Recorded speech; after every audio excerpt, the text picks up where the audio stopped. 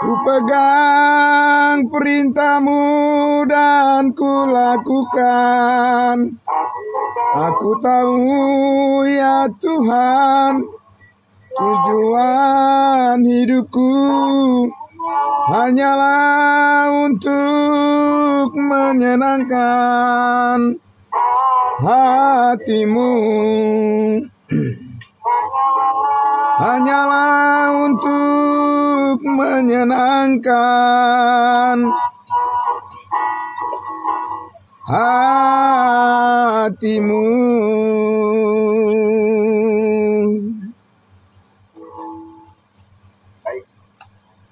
Ya, puji Tuhan.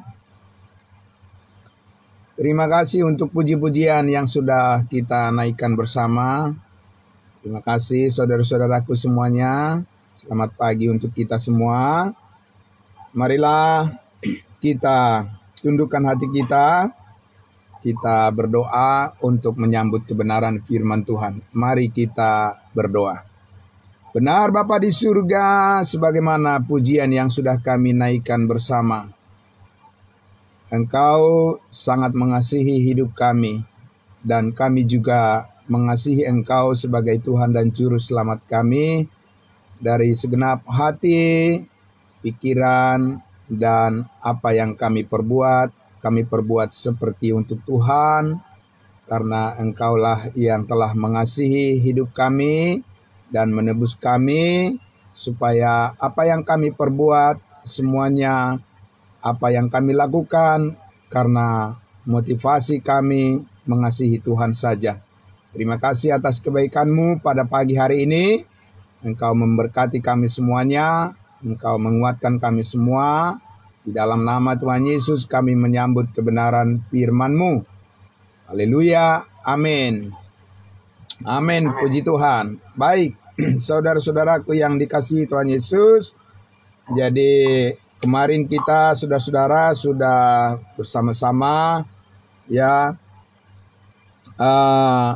melihat bagaimana Tuhan memberikan kepada kita kekuatan untuk menjalani pelayanan kita seiring dengan kasih karunia Tuhan. Amin. Puji Tuhan, saudara-saudaraku yang dikasihi Tuhan Yesus. Dan pagi hari ini kita melanjutkan lagi, saudaraku, bagaimana kita memahami lagi ya dengan lebih baik peranan daripada kasih karunia Tuhan yang membentangkan posisi kita di dalam Kristus Yesus, identitas kita di dalam Kristus Yesus Tuhan kita akan menjadi motivasi yang terbesar di dalam menyelaraskan, di dalam mensinkronkan, ya, memadankan apa yang kita lakukan adalah sebagaimana apa yang telah Tuhan Yesus perbuat bagi kita adalah merupakan motivasi dorongan yang terbesar dalam hidup kita untuk melayani Dia. Jadi tidak ada yang lain. Amin. Bapak Ibu Saudaraku yang dikasihi Tuhan Yesus. Karena itu mari kita kembali melihat lagi ya Galatia pasal 3 ini, saudara-saudaraku, yang sangat syarat dengan berkat dan pengertian, pengetahuan yang sangat baik untuk kita semua, agar senantiasa termotivasi, terdorong untuk hidup sesuai dengan rancangan Tuhan, ya, sesuai dengan rencana Tuhan di dalam tubuh Kristus kita bersama-sama, ya, hidup di dalam kehendaknya. Mari saudaraku, kita lihat lagi Galatia pasal 3. Saya akan membacakan lagi sampai ayatnya, mulai dari ayatnya yang ke-17 sampai ayatnya yang ke-23, ya. Nah, Bapak Ibu Saudara, kita lihat lagi Galatia pasal 3 ayat 17 sampai ayatnya yang ke-23. Ya, jadi bagaimana hubungan kita yang permanen dengan Tuhan ya merupakan sisi atau faktor yang menentukan ya sikap kita dalam memandang pelayanan kita kepada Tuhan dan kepada sesama kita. Ya, Galatia pasal 3 dari ayatnya yang ke-17, saya akan baca sampai ayatnya yang ke-23. Maksudku ialah janji yang sebelumnya telah disahkan Allah tidak dapat dibatalkan oleh hukum Taurat yang baru terbit 430 tahun kemudian sehingga janji itu hilang kekuatannya. Sebab jikalau apa yang ditentukan Allah berasal dari hukum Taurat, ia tidak berasal dari janji, tetapi justru oleh janjilah Allah telah menganugerahkan kasih karunia-Nya kepada Abraham. Ya, kepada kita juga. Amin. Jadi karena janji setia Tuhanlah, maka kita mempunyai pegangan saat ini bahwa kasih setia Tuhan tidak akan lepas dari hidup kita. Amin. Nah, Bapak Ibu Saudara, dan ini semua tercakup di dalam janji Tuhan kepada ya Yesus Kristus Allah Bapa, kepada Yesus Kristus Allah Anak, Allah Tritunggal, dan yang dimeteraikan oleh Roh Kudus. Jadi itu adalah janji yang permanen. Amin. Bukan janji kontrak seperti yang dilakukan oleh Allah melalui hukum Taurat kepada bangsa Israel. Lanjut lagi. Ya, ayat 19. Kalau demikian, apakah maksudnya hukum Taurat? Nah ini. Ya, ia ditambahkan oleh karena pelanggaran-pelanggaran sampai datang keturunan yang dimaksud oleh janji itu, dan ia disampaikan dengan perantaraan malaikat-malaikat ke dalam tangan seorang perantara, ya, seorang pengantara, ya, saudara-saudara. Jadi orang bertanya begini, ya, kalau begitu apa relevansinya, ya, apa urgensinya, ya, apa signifikannya? Hukum Taurat itu diberikan oleh Tuhan kalau memang hukum Taurat itu tidak mempengaruhi apa-apa terhadap ya seseorang diselamatkan atau tidak diselamatkan. Jadi apa urgensinya? Apa, Bapak Ibu Saudara, ada apa signifikannya? Apa pentingnya itu diberikan oleh Tuhan kalau memang tidak mempengaruhi apa-apa terhadap janji Tuhan yang diberikan melalui Abraham, yaitu janji kasih karunia-Nya. Nah, saudaraku yang dikasihi Tuhan Yesus, dikatakan di sini bahwa hukum Taurat itu ditambahkan. Jadi kita lihat kata-kata di situ ditambahkan. Ditambahkan bukan menjadi bagian dari faktor yang menentukan ya janji Allah yang pertama-tama sudah disampaikan kepada Abraham. Ya, tetapi hukum Taurat itu ditambahkan maksudnya adalah karena banyaknya pelanggaran sampai keturunan yang dimaksud oleh janji itu, yaitu Yesus Kristus, hadir ke tengah-tengah dunia ini. Jadi, saudara-saudaraku yang dikasihi Tuhan Yesus, kita lihat di situ bahwa dikatakan ya, hukum Taurat itu ditambahkan karena pelanggaran-pelanggaran. Jadi artinya apa? Untuk fungsi daripada hukum Taurat itu ya bukan untuk menolong orang supaya dia bisa jadi benar di hadapan Allah, atau menolong orang untuk supaya ya orang itu bisa terbantu, ya bisa terbantu untuk memperoleh keselamatan hidup yang kekal. Tidak, Bapak Ibu Saudara, tapi untuk justru jadi hukum Taurat itu sebagai alat untuk menzoom gitu ya. Menzoom itu memperbesar gitu ya, supaya jelas. Ya, apanya supaya jelas? Supaya jelas pelanggaran-pelanggaran manusia itu ya, bahwa terlalu banyak ya kekeliruan, ya terlalu banyak dosa, ya terlalu banyak hal yang melanggar di hadapan Tuhan, bahwa manusia itu sudah sangat jauh terperosok ke dalam dosa. Yaitu Bapak Ibu Saudara. Jadi untuk menunjukkan itu perlu cermin yang besar. Ya, perlu cermin yang besar sekali supaya manusia tidak berdalih, supaya manusia itu jangan membenarkan diri sendiri, supaya manusia itu jangan berusaha untuk menutupi apa yang menjadi kekeliruan di dalam dirinya. Nah, bercerminlah kepada apa?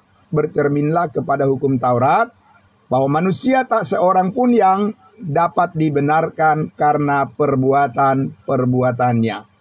Jadi, saudara-saudaraku yang dikasihi Tuhan Yesus, pada dasarnya hukum Taurat itu adalah merupakan ancaman yang terus-menerus ya memperlihatkan betapa manusia sudah terperosok, jatuh begitu dalam ke dalam dosa, sehingga murka Allah itulah yang menjadi bagian yang pantas diterima oleh semua orang. Bapak Ibu Saudara. Nah, saudaraku yang dikasihi Tuhan Yesus, setelah semuanya itu ditunjukkan oleh Allah, ya, setelah semuanya itu diperlihatkan oleh Allah melalui hukum Taurat, ya, bahwa manusia itu berdosa, sangat berdosa, dan bahwa manusia itu upahnya adalah maut karena dosa dan tidak sanggup menyelamatkan dirinya. Ya, sekali lagi, manusia itu tidak sanggup memperbaiki dirinya, ya. Maka itulah sebabnya Yesus Kristus datang untuk menebus, ya, untuk menebus dan menjadi korban, ya, korban tebusan untuk menggenapi seluruh tuntutan hukum Taurat itu, agar ya, agar Allah Bapa di surga dipuaskan hatinya atas pemenuhan dari hukum-hukum yang sudah pernah diberikannya untuk dipenuhi, menjadi tuntutan yang harus dipenuhi oleh manusia, tetapi Yesuslah yang melakukannya. Yesuslah yang memenuhinya. Amin. Yesuslah yang menjadi korban tebusan yang harum, yang mengharumkan bagi Allah Bapa di surga. Kepadanya lah Allah berkenan. Dan itulah yang dikatakan oleh Allah Bapa di surga, ya, kepada Yesus Kristuslah anaknya yang tunggal itulah Allah Bapa berkenan. Bukan kepada kita Allah berkenan pada dasarnya, Bapak Ibu Saudara, tidak. Karena kita adalah orang berdosa pada awalnya, ya. Jadi Allah Bapa itu berkenan kepada orang yang kudus, yaitu Yesus Kristus. Dan dia adalah, ya, Yesus Kristus adalah orang benar. Yesus Kristus adalah manusia yang sempurna. Ya, Yesus Kristus adalah satu-satunya manusia di dalam sejarah kehidupan, sepanjang sejarah kehidupan manusia, dulu, sekarang, dan akan datang, yang pernah hidup di dunia ini. Hanya dialah yang tidak pernah bersalah, yang tidak pernah berdosa. Ya, Bapak Ibu Saudara, sehingga dengan apa yang dilakukan, kesetiaan, ketaatan, ya, yang dilakukan oleh Kristus Yesus untuk memenuhi seluruh tuntutan daripada hukum Taurat itu, maka Yesus Kristuslah sekarang pemenangnya, dialah puncaknya. Ya, Yesus Kristuslah merupakan manifestasi daripada ketaatan yang sempurna, yang berbau harum, yang beraroma harum di hadapan Allah Bapa di surga. Itulah yang dicium oleh Allah Bapa di surga, seperti persembahan di perjanjian lama itu, ya, kalau imam-imam mempersembahkan korban bakaran, dikatakan lalu Allah mencium, ya, wangi-wangian dari persembahan yang dipersembahkan itu, lalu Allah berkenan kepada orang yang mempersembahkan korban bakaran itu. Bapak Ibu Saudaraku yang dikasihi Tuhan Yesus, tentu saja itu hanya merupakan simbolik, ya, perlambang daripada, ya, hakikat yang sebenarnya adalah, ya, korban daripada anak domba Allah, yaitu Yesus Kristuslah yang memuaskan hati Allah. Jadi Bapak Ibu Saudaraku yang dikasihi Tuhan Yesus, kenapa di atas kayu salib itu adalah merupakan puncak daripada kebaikan yang tertinggi, ya, kebaikan yang paling berharga, kebaikan yang paling dikualifikasi oleh Allah, ya, yang memenuhi standar daripada tuntutan Allah untuk kebaikan, ya. Kenapa? Satu-satunya adalah apa yang dilakukan oleh Yesus Kristus dengan korban pengorbanan tubuhnya karena tidak berdosa. Amin, Bapak Ibu Saudara. Ya, karena itulah satu-satunya korban manusia, ya, darahnya yang dikorbankan, nyawanya yang dikorbankan, yang tidak berdosa. Jadi untuk, ya, menilai perkenanan Tuhan bagi manusia, ya, tidak bisa hanya baik 50%, hanya baik 60%, 70%, ditimbang-timbang perbuatan baiknya 90%. Ya, kebaikan manusia menjadi berkenan di hadapan Tuhan. Tidak bisa begitu Bapak Ibu Saudara. Ya, ya, bagi Allah kesempurnaan tanpa noda, tanpa cacat, itulah satu-satunya standar bagi Allah untuk menerima manusia di hadapannya. Jadi kalau dinilai berdasarkan hukum Taurat, perbuatan-perbuatan manusia, mana ada yang bisa diselamatkan Bapak Ibu Saudara? Tidak ada orang yang bisa masuk surga hanya karena dia merasa bahwa dia sudah melakukan beberapa hal, dia sudah merasa saleh dalam penilaian manusia, bahwa dia sudah dipuji atau disanjung oleh para pengikutnya. Tidak ada itu Bapak Ibu Saudara. Ya, Allah Bapa hanya menilai, ya, hanya mengkonfirmasi, ya, dan mengafirmasi, ya, Bapak Ibu Saudara, setiap orang menjadi benar di dalam Kristus Yesus. Amin. Apabila dia terhubung dengan Yesus Kristus dalam iman, sehingga orang itu yang percaya itu diperhitungkan menjadi benar di hadapan Allah. Itu artinya di sini kita lihat bahwa janji Tuhan yang permanen, ya, janji Allah yang permanen melalui Yesus Kristuslah itu bisa dilakukan. Ya, Bapak Ibu Saudara, bukan dengan janji dengan manusia berkomitmen kepada Tuhan, lalu dengan komitmen itu Allah memperhitungkan bahwa orang itu menjadi benar di hadapannya. Bapak Ibu Saudara, tidak ada orang yang bisa berkomitmen benar-benar dia bisa diandalkan dan bisa dipercaya sepenuhnya. Tidak ada, Bapak Ibu Saudara. Roma 3 ayat 10 sampai 14 sudah menunjukkan itu. Tidak ada yang benar seorang pun tidak. Tidak ada yang berbuat baik seorang pun tidak. Dan tidak ada yang bisa dipercaya. Hanya Yesus Kristuslah yang sungguh-sungguh mempunyai kualifikasi, ya, memiliki keautentikan, ya, memiliki keaslian, kemurnian di dalam hal bagaimana hidup yang benar-benar sungguh-sungguh diterima oleh Allah Bapa di surga. Jadi Bapak Ibu Saudaraku, puncaknya adalah tentunya ketika Yesus selama di bumi sebagai manusia, dia memenuhi semua tuntutan hukum Taurat, dan dia patuh kepada Allah Bapa di surga. Dia harus bersunat pada hari yang ke-8, dan dia harus memelihara hari Sabat, dan dia harus patuh sebagai orang Yahudi yang sejati.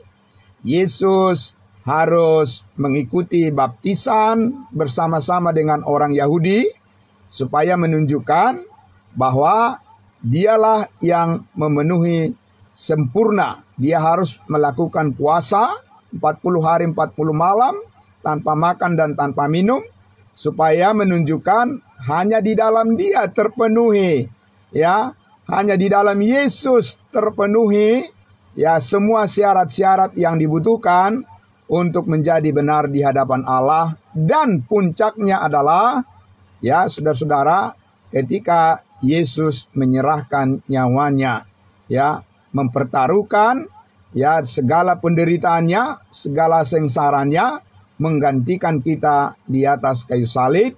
Maka akhirnya Yesus mengatakan kalimat yang ajaib, kata-kata yang sangat dahsyat. Yesus berkata, sudah selesai. Amin. Disitulah sukacita kita, ya Bapak Ibu Saudara. Disitulah puncak daripada kebenaran Allah dinyatakan. Dan di atas kayu salib itulah hidup kita diubahkan, ya. Di dalam pengorbanan Yesus Kristus itulah kita dipersatukan atau diperhitungkan oleh Allah mendapat bagian di dalam hidup yang kekal dan mendapat hidup di dalam kebenarannya, kebenaran Allah. Jadi saudara-saudaraku yang dikasihi Tuhan Yesus, ya, jadi kalau kita lihat tadi bahwa dikatakan di situ, kenapa demikian, saudara-saudaraku, Paulus mengoreksi jemaat Galatia ini. Sekali lagi saudara-saudaraku, ya, oleh karena mereka sebagai orang-orang kudusnya Tuhan ingin kembali kepada suatu sistem, ya, yang sudah berlalu, yang sudah dilewati, ya, sementara mereka sudah berada di dalam kehidupan yang baru, di dalam kehidupan kasih karunia Allah. Maka saudara-saudara, orang-orang Galatia ini berpikir bahwa mereka akan menjadi lebih benar di hadapan Allah kalau mereka mengikuti ritual-ritual upacara-upacara keagamaan yang dimiliki oleh orang Yahudi, Bapak Ibu Saudara. Jadi Paulus mengatakan itu adalah suatu sikap yang bodoh. Ya, di pasal 3 Paulus katakan, hai kamu orang Galatia yang bodoh. Ya, kenapa kamu bisa berjalan mundur? Kenapa kamu harus kembali ke cara hidup yang lama? Ya, kenapa kamu mau menjalani motivasi yang defisit? Ya, itu motivasi defisit namanya. Karena apa? Karena apabila ingin lagi menjadi benar di hadapan Allah berdasarkan perbuatan-perbuatannya, itu berarti dia jatuh lagi kepada keberdosaan. Melihat dirinya yang tidak sempurna di dalam melihat dirinya di dalam ketidaksempurnaan karena dosa, maka dia akan berpikir bagaimana dia menyelesaikan dosa-dosanya dengan usahanya sendiri. Bapak Ibu Saudara, ini adalah rahasia kebenaran yang dibukakan oleh Allah melalui Rasul Paulus kepada kita untuk kita menempatkan, ya, hubungan kita, relationship kita dengan Allah saat ini bukanlah berdasarkan ketentuan atau cara kita untuk menilai bahwa kita ini menjadi benar di hadapan Allah karena apa yang kita perbuat atau apa yang kita lakukan. Tetapi kita menilai, ya, identitas diri kita, ya, identitas hidup kita saat ini di hadapan Allah kita benar adalah karena dibenarkan oleh Yesus Kristus melalui iman. Jadi ini yang terus kita kembangkan, Bapak Ibu Saudara. Allah mau supaya kita hidup di dalam identitas, ya, di dalam, ya, keberadaan kita, posisi iman kita di dalam kebenaran Kristus ini, itu yang terus kita gali, itu yang terus kita pelajari, supaya penempatan daripada motivasi kita di dalam setiap perbuatan kita selaras dengan apa yang dikerjakan Kristus di atas kayu salib. Amin. Itu namanya hidup berdasarkan kasih karunia. Nah, saudaraku yang dikasihi Tuhan Yesus, kita lihat tadi di ayatnya yang di 22 dikatakan, tetapi kitab suci telah mengurung segala sesuatu di bawah kekuasaan dosa, supaya oleh karena iman dalam Yesus Kristus janji itu diberikan kepada mereka yang percaya. Jadi saudaraku yang dikasihi Tuhan Yesus, jadi segala sesuatu ada waktunya. Amin. Ya, Bapak Ibu Saudara, dan waktu Tuhanlah yang terbaik. Ya. Dan sekaranglah waktu Tuhan yang terbaik, di mana Allah menganugerahkan saat ini kehidupan yang kekal, keselamatan yang kekal, kepastian hidup yang kekal sekali untuk selama-lamanya karena melalui kasih karunia-Nya. Ya, yang lama sudah berlalu. Sesungguhnya yang baru cara Tuhan ya berkoneksi dengan manusia saat ini, berelasi dengan manusia saat ini adalah melalui cara hidup yang baru, Bapak Ibu Saudaraku. Dan hidup yang baru ini adalah hidup Kristus, hidup kebangkitannya, saudara-saudara, di mana kita disatukan dengan pengalaman Kristus, baik penyalipannya, baik kematiannya, baik penguburannya, maupun kebangkitannya. Kita diasosiasikan, disatukan ya dengan Kristus, sehingga kita mendapat bagian di dalam hidup yang mulia itu. Amin. Ya, saudara-saudara. Jadi itu adalah hidup kita yang sedang running, ya, yang sedang berjalan saat ini. Hidup yang kita jalani ini adalah hidup bersama dengan Kristus, yaitu hidup yang dianugerahkan, hidup kebangkitan yang sudah mengalahkan dosa, mengalahkan kuasa dosa dan kuasa maut. Hidup yang telah memisahkan ya kematian dengan kehidupan yang baru, Bapak Ibu Saudara. Ya, bahwa kita dulu adalah mati karena dosa, tapi sekarang kita hidup karena Kristus. Amin. Ya, saudara-saudara. Jadi karena itu saudara dan saya ya akan menjadi pribadi-pribadi yang bergerak terus di dalam kebenaran ini. Hidup kita bukan menjadi hidup yang statis, tapi yang dinamis. Amin. Hidup yang bergerak terus di bawah pimpinan Roh Kudus. Ya, bukan di bawah pimpinan daging yang berjalan mundur, Bapak Ibu Saudara. Tapi kita adalah hidup yang dinamis, bergerak maju, menelusuri semua rencana Allah dalam kehidupan kita. Allah ingin menggenapi seluruhnya ya melalui iman, kesetiaan kita kepada Kristus.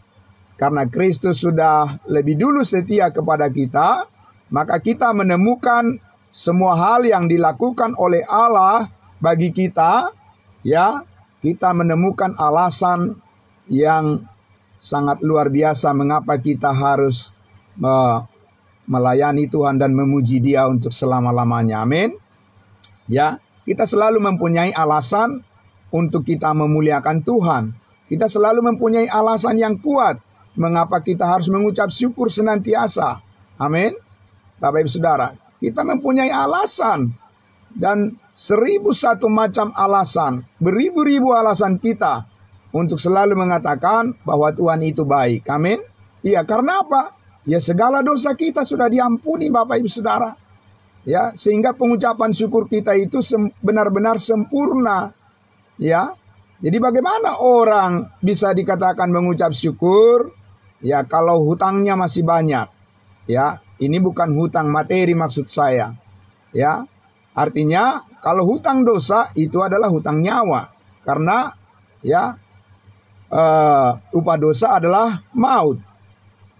Bagaimana dia bisa mengucap syukur sungguh-sungguh kepada Allah kalau dia masih merasa dirinya adalah orang berdosa? Ya, bagaimana sih Bapak Ibu Saudara kualitas daripada ucapan syukur orang berdosa? Saudara, ya, hanya ucapan syukur orang-orang kudus yang selaras dengan pengorbanan Kristus di atas kayu salib. Amin. Karena darah Kristus telah menguduskan kita satu kali untuk selama-lamanya. Ya saudara-saudara. Jadi mengucap syukur dalam segala hal artinya itu apa? Artinya itu kita mengerti bahwa Yesus Kristus ya telah membebaskan kita dari ketakutan, dari kekhawatiran dunia ini. Amin. Kita tidak lagi menjadi hamba dosa, hamba ketidakbenaran, hamba hukum Taurat, hamba daging, Bapak Ibu Saudara, hamba manusia. Saya bukan hamba manusia, saudara juga.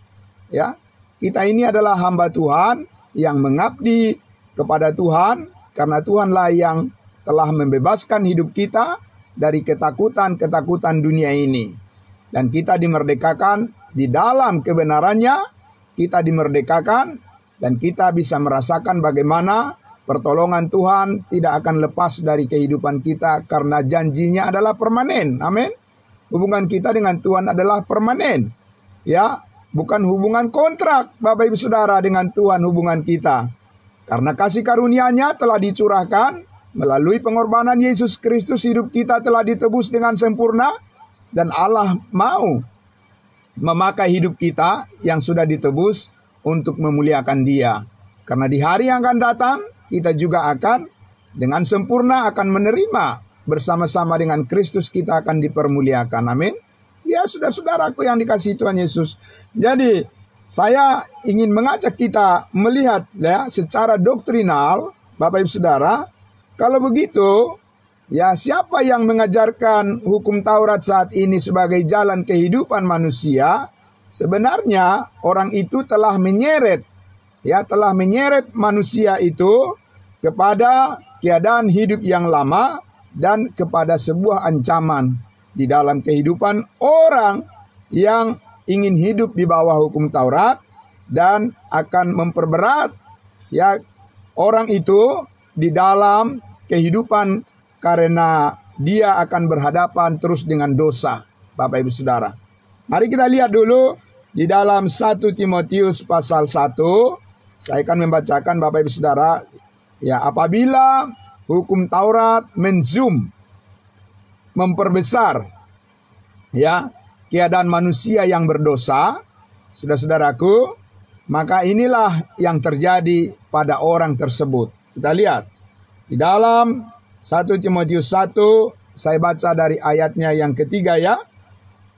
Boleh Bapak Ibu Saudara menyimak dengan baik. Ketika aku hendak meneruskan perjalananku ke wilayah Makedonia, aku telah mendesak engkau supaya engkau tinggal di Efesus dan menasihatkan orang-orang tertentu agar mereka jangan mengajarkan ajaran yang lain.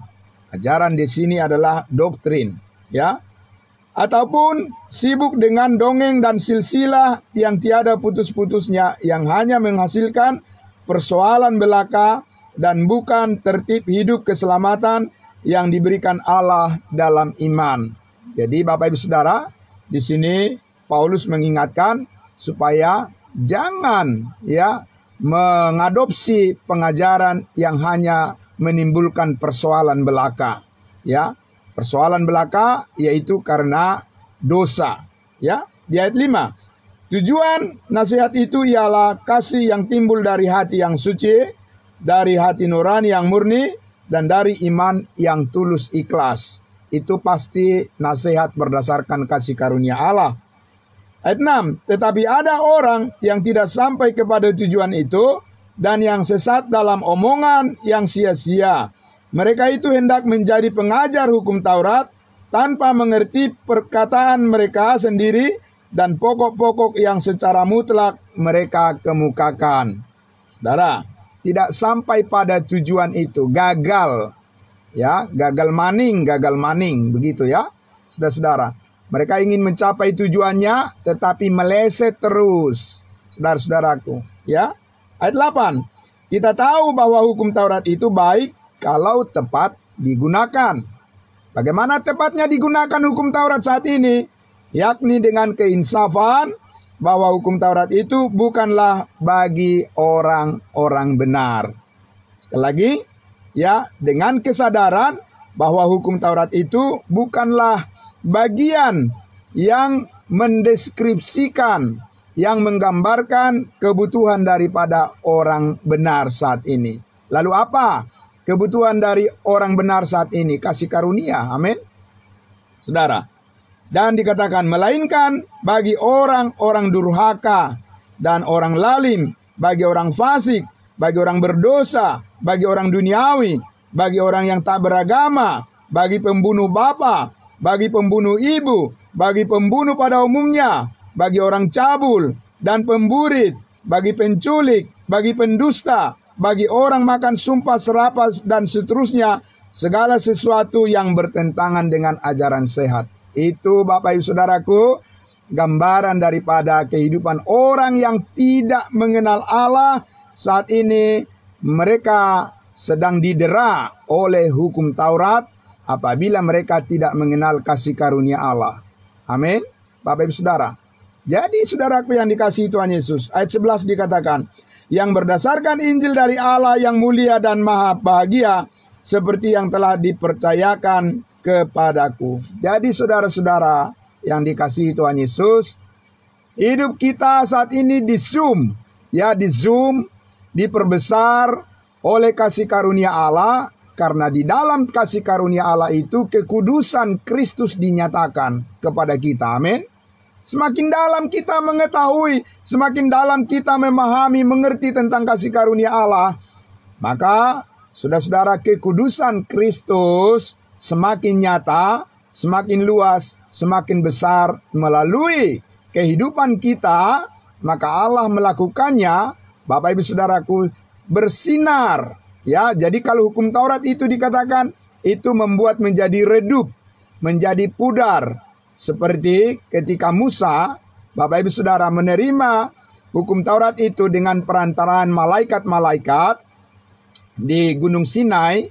Saudara-saudaraku, dikatakan waktu Musa bertemu dengan orang Israel, wajahnya bersinar. Ya, setelah dia bertemu dengan Tuhan dan menerima hukum Taurat. Tapi beberapa waktu kemudian, ya, dengan cepat wajah Musa kembali memudar dan sinar itu, kemuliaan itu menghilang dari wajahnya. Bapak Ibu Saudaraku yang dikasihi Tuhan Yesus, sekarang ini saudaraku, sinar kemuliaan Kristus tidak akan menghilang dari wajah kita sebagai anak-anak Tuhan, bukan secara physically, tetapi wajah kehidupan manusia baru, ya, ciptaan baru, di mana secara rohani kita ini telah dipersatukan di dalam tubuh Kristus. Di sana ada kemuliaan Yesus Kristus, wajah Yesus Kristus yang tidak pernah pudar, Bapak Ibu Saudara, tetapi malah semakin bersinar, semakin nyata, semakin cemerlang. Dari hari ke hari kita diperbaharui di dalam tampilan manusia batiniah kita. Amin. Saudara-saudaraku, itu yang Paulus katakan, walaupun manusia lahiriah kami dari hari ke hari ya merosot, tetapi manusia batiniah kami semakin diperbaharui dari hari ke hari. Amin. Saudara-saudaraku yang dikasihi Tuhan Yesus, mari ya saudaraku, Allah tidak pernah meninggalkan kita. Wajahnya, wajah kemuliaan Allah. Kita selalu berada di hadirat Tuhan. Ya, kita selalu berada di hadirat Tuhan secara permanen, Bapak Ibu Saudara. Dan kita tidak perlu mengundang hadirat Tuhan supaya hadir, karena memang kita sudah berada bersama-sama dengan Kristus di dalam kemuliaannya. Yang penting saat ini kita adalah, mari kita datang pada pengetahuan akan kebenaran, supaya kita menilai Kristus saat ini, mengenali kasih Kristus saat ini, bukan lagi dengan pengetahuan daging, pengetahuan yang lama, ya, pengetahuan yang usang, tetapi kita diperbaharui dengan pengertian yang benar, berdasarkan iman kepada kasih karunia Allah, yaitu firman yang terus memperbaharui pikiran akal budi kita, supaya kita jangan menjadi serupa dengan dunia ini, tetapi kita berubah oleh pembaharuan akal budi, pikiran kita, manusia batiniah, inner man, yang telah diciptakan baru di dalam kekudusan Kristus.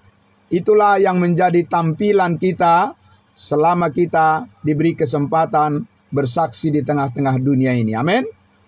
Terpujilah Tuhan kita, Allah kita, Bapa di surga, atas segala kebaikannya ya kepada kita semuanya. Bapak Ibu Saudara, biarlah kesetiaan Kristus terus mempengaruhi, menguasai ya seluruh apapun yang kita kerjakan, apapun yang kita lakukan. Bapak Ibu Saudara, semuanya kita lakukan seperti untuk Tuhan dan bukan untuk manusia, karena kita tahu bahwa kita menerima upah yang besar dari Allah kita, dari Tuhan kita. Amin.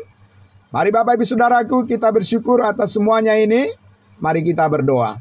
Bapa di dalam surga, terima kasih untuk motivasi yang besar ini Tuhan, yang terus mengalir, memenuhi hati dan pikiran kami, dan memantapkan keputusan-keputusan kami Tuhan, untuk senantiasa rindu selalu dekat padamu ya Bapa.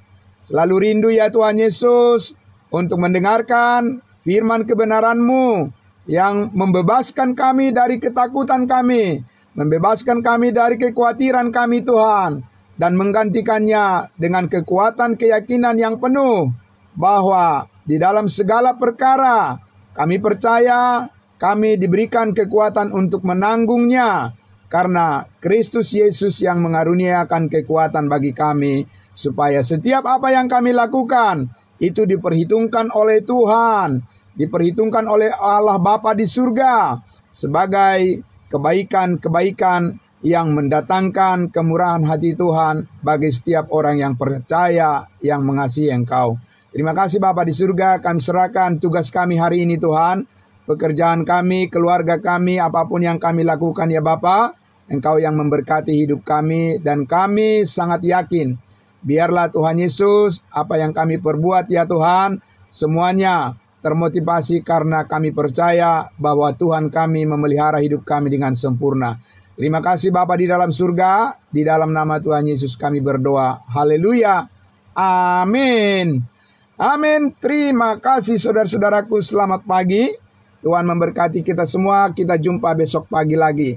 Salam kudus, salam buat kita semua. Amin. Selamat pagi Ibu Beth semuanya, terima kasih. Ya, salam sehat buat kita semua. Kita sudah dengarkan firman Tuhan.